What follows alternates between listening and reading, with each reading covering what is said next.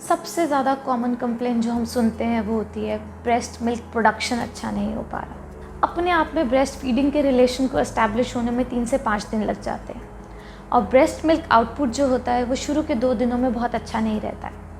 तीसरे दिन से ब्रेस्ट मिल्क बहुत अच्छे से प्रोड्यूस होना शुरू हो जाता है, बट शुरू के 2 दिन में ही एंशियस होके, हाइपर होके मदर, फैमिली, रिलेटिव्स सब टॉप फीड पे शिफ्ट हो जाते हैं, जिसकी वजह से जो ब्रेस्ट मिल्क प्रोडक्शन का सबसे important stimulus skin to skin contact या फिर सकलिंग वो ख़त्म हो जाता है और ब्रेस्ट मिल्क अच्छे से आगे बन नहीं पाता है। सो ब्रेस्ट मिल्क प्रोडक्शन के लिए सबसे ज़्यादा इम्पॉर्टेंट है स्किन टू स्किन कांटेक्ट या फिर सकलिंग, चाहे वो नॉन न्यूट्रिटिव भी हो, चाहे शुरू में ब्रेस्ट मिल्क नहीं आ रहा हो, पर सकल ज़रूर कराएं ब्रेस्ट पे।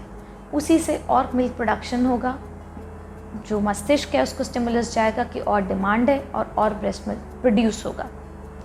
याद रखिए ब्रेस्ट मिल्क जो है वो तीसरे दिन से मैक्सिमम प्रोड्यूस होता है, तो शुरू के 2 दिन अगर नहीं भी होता है या कम होता है तो वो बच्चे की ग्रोथ के लिए पर्याप्त है। वैसे भी बच्चे का वज़न शुरू में थोड़ा सा घटता है और 5वें-7वें दिन पे ही जाके वापस बढ़ने लगता है। बच्चे की जो रिक्वायरमेंट होती है शुरू के कुछ दिनों में कम रहती है।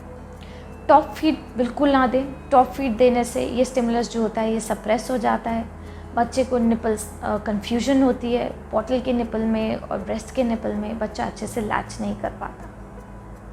अपनी हाइड्रेशन का ध्यान रखें, अपनी डाइट का ध्यान रखें।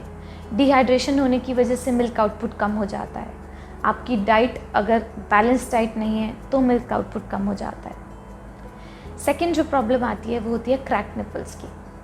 क्रैक निपल्स अगेन उन महिलाओं में ज़्यादा देखा गया है जिसमें लैचमेंट जो होती है वो अच्छे से नहीं हो पाती है। बच्चा अच्छे से ब्रेस्ट को अटैच नहीं हो पाता है और सिर्फ निपल पे ही सकल करता है, एरियोला यानी निपल के आसपास के ब्लैक एरिया पे सकल नहीं करता। जो बच्चे सकलिंग एफर्ट्स होते हैं वो ज़्यादा स्ट्रॉन्ग होते हैं और ज़्यादा फ्रिक्शन की वजह से निपल्स पे क्रैक्स हो जाते हैं। सही लैचमेंट टेक्निक अगर अपनाएंगे, अपनी निपल्स को मॉइस्चराइज रखें।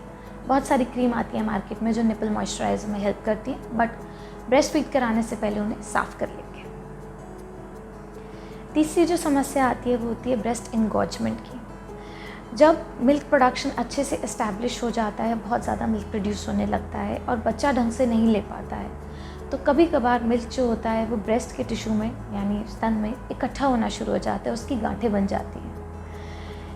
ये ना हो इसके लिए क्या करना है? इसके लिए एक तो दोनों तरफ से ब्रेस्ट से फीड कराना है एक बारी में। जब आप ब्रेस्ट फीड करा लेते हैं तो खुद से फील करके देखें कि ब्रेस्ट जो है वो सॉफ्ट होनी चाहिए, सपल होनी चाहिए, नर्म होनी चाहिए। अगर कहीं भी किसी एरिया में आपको कोई भी तरह की गांठ महसूस होती है तो एक्सप्रेस कीजिए, दबा के उसे निकालिए, या फिर एक्सप्रेस करने के लिए जो पम्प्स अवेलेबल होते हैं उनका प्रयोग करें, क्योंकि इकट्ठा मिल्क इन्फेक्शन का सोर्स होता है और इससे जो गांठ बनती है उसमें फिर आगे चल के एंटीबायोटिक्स देनी पड़ सकती है, इवन चीरा लगा के उसे ड्रेन करना पड़ता है। फ्लैट और इन्वर्टेड निपल्स की समस्या, वैसे तो प्रेगनेंसी के दौरान ही हम एग्जामिनेशन के टाइम में देख लेते हैं कि निपल्स फ्लैट या इन्वर्टेड तो नहीं है।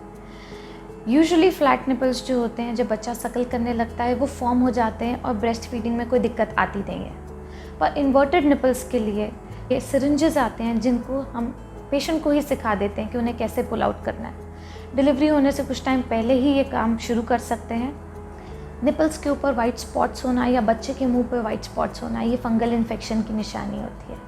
इसके लिए आप पीडियाट्रिशियन से मिलिए और अपने गायनेकोलॉजिस्ट से मिलिए, वो दवाई बताएंगे जिससे इसके एप्लीकेशन से, सिर्फ लगाने मात्र से ही ये समस्या सॉल्व हो सकती है। ब्रेस्ट का रेड हो जाना, वार्म होना और बुखार आना, ये इन्फेक्शन के लक्षण होते हैं। इन्हें जैसे ही अनुभव करें तुरंत अपने डॉक्टर से मिलें।